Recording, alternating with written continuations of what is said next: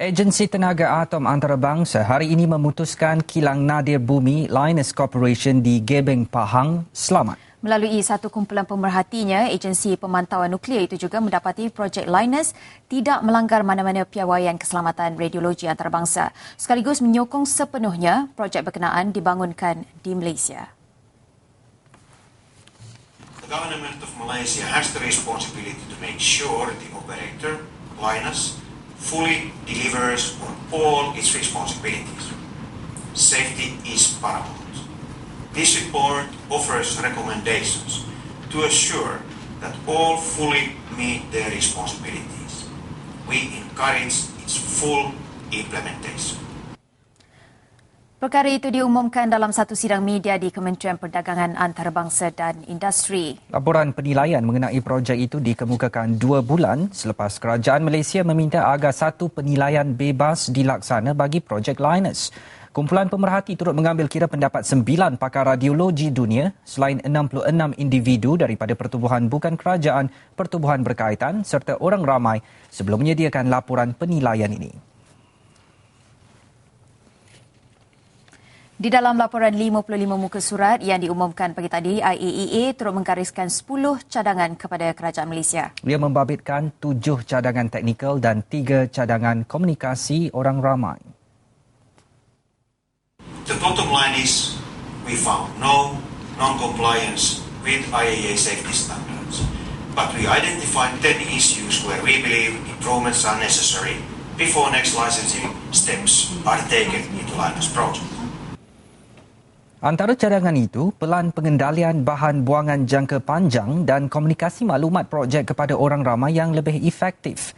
Badan Atom Bebas itu turut mencadangkan Lembaga Pelesinan Tenaga Atom Kebangsaan AELB Malaysia perlu mengarahkan Lynas supaya menghantar laporan kaedah pengurusan bahan buangan secara terperinci selain pemantauan berterusan. IAEA juga menasihatkan kerajaan Malaysia supaya mempertingkatkan kemampuan AELB bagi memantau secara intensif projek ini. Program komunikasi maklumat kepada orang ramai berkenaan projek turut perlu dilaksanakan kerajaan. Ini bagi memberi pemahaman kepada rakyat berkenaan projek secara lebih tepat. Apa yang pasti, sokongan IAEA tidak bermaksud projek Lynas akan diteruskan sewenang-wenangnya. Sebarang kelulusan bagi lesen praoperasi projek hanya akan diberi jika syarikat Lynas berjaya mematuhi segala peraturan dan piawaian ditetapkan. Turut disahkan pembangunan infrastruktur kilang Lynas di Gebeng akan diteruskan. Ini kerana pembinaan kilang itu disahkan tidak membabitkan sebarang bahan radioaktif, hanya sekadar pembangunan fizikal kilang. Dalam kenyataan bersama kepada media, Kementerian Perdagangan Antarabangsa dan Industri dan Kementerian Sains Teknologi dan Inovasi berkata, untuk mendapatkan lesen praoperasi, Lynas perlu mematuhi semua cadangan digariskan IAEA. Well, the recommendations are there. We will still have to make sure that all the requirements as specified are met with before any decision is taken. They will only be allowed to proceed once we're satisfied that all the conditions are met. Ketika ini, projek itu sudah mendapat kelulusan bagi peringkat pemilihan tapak dan peringkat pembinaan. Kilang kini sudah 40% siap. Dan jika diteruskan, projek Lynas diteruskan, agenda keselamatan akan terus menjadi keutamaan kerajaan. Jika timbul sebarang pelanggaran piawaian atau kebocoran, kerajaan tidak teragak-agak menghentikan projek serta-merta demi kepentingan rakyat. If, and this is a big if, because there are allegations only in the newspaper, as I understand, we will be there 24 hours, 7 days a week, during at least before the pre-operation. Jaminan diberi Lembaga Pelesinan Tenaga Atom AELB yang akan bertindak sebagai badan pemantau projek. Kenyataan berikut dibuat ekoran kebimbangan masyarakat mengenai potensi berlaku sebarang kebocoran di kilang itu. Selepas mendapat jaminan selamat daripada IAEA, tumpuan syarikat induk Lynas dari Australia adalah kepada keselamatan pekerja dan penduduk setempat. Today, the IAEA validated Lynas's fundamental approach to put community and operational safety first in everything we do. Not only did the IAEA confirm that we are in accordance with international standards, but importantly for us as a company, that we have acted in accordance with our own values. Pada satu sidang media di Ibu Negara, Curtis berkata pihaknya menerima dan akan menepati segala cadangan yang disenaraikan oleh IAEA. Dan yang pasti, segala tindakan kerajaan Malaysia dalam isu kilang nadir bumi Linus di Gebeng memberikan keyakinan positif kepada pelabur. Linus commends the Malaysian government for calling on the IAEA to conduct an independent investigation and for ensuring that the investigation was executed with clarity, speed and with a conclusive path forward. This experience has reinforced our confidence as a foreign investor in Malaysia, and it does demonstrate that Malaysia is an attractive destination for foreign direct investment. Pembinaan kilang Linus ini dijangka siap sepenuhnya hujung tahun ini. Di Kuantan, Kerajaan Negeri Pahang menyifatkan keputusan itu tepat dan rasional berpandukan fakta dan penyelidikan menyeluruh. If the report says there shouldn't be Linus, then so be it. We will not allow Linus to operate. But if the report says it's okay, the radiation level is within the permissible limit, then why not? Beliau yang ditemui selepas Majlis Pecah Tanah Hospital Pakar KPJ Pahang dekat Tanjung Lumpur pagi tadi juga memberi komitmen yang kerajaan negeri akan terus berusaha untuk memperjelas status operasi kilang Linus dari semasa ke semasa kepada rakyat. Dan bahagian akhir laporan khas Karam Singh Walia mengenai Linus pula menyentuh aspek ekonomi. Pihak pembangkang sengaja hendak mensabotaj usaha kerajaan membawa masuk pelaburan langsung asing supaya sumber pendapatan negara akan terjejas.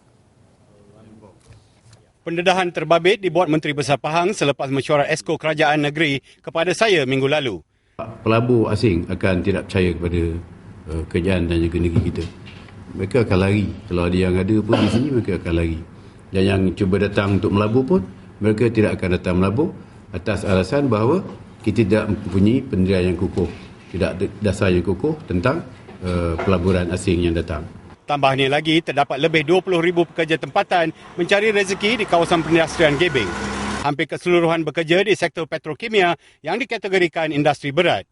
Dan kemasukan kilang kimia Linus di Gebeng Kuantan juga dijangka akan membuka banyak peluang ekonomi kepada penduduk. Peluang pekerjaan, peluang perniagaan dan mungkin juga kalau mereka mempunyai hartanah, rumah sebagainya, mungkin boleh dijual, disewakan kepada pekerja-pekerja termasuk juga pegawai expatriate yang datang berkhidmat di Linus ini. Kebanyakan penduduk Kuantan yang saya temui, majoritinya menyokong pembinaan kilang berkenaan. Saya dipahamkan ini bukan kilang nuklear, kilang biasa je. Anak-anak kita boleh kerja. Orang yang menipu tu, dia cari buat satu kilang. Ambil pekerja 500 orang ke 305 orang, 300 orang ke 500 orang ke, ada buat kilang. Dia cari buat kilang suruh orang kampung bekerja. Boleh ke dia buat macam tu? Saya rasa tak boleh. Yang dia sibuk-sibuk tu, kenapa kita orang kampung tak takut pun? Sikap penentang kilang Linus amat mengecewakan mereka kerana masih berseperti katak di bawah tempurung. Apa yang tidak dimaklumkan kepada penduduk oleh penyebar maklumat palsu ialah faedah dan kegunaan produk kilang terbabit dalam kehidupan harian umum. Ya, salah satu ialah komputer kita ni yang color ni. Bila yang color-color ni ada sumber nadir bumi ya.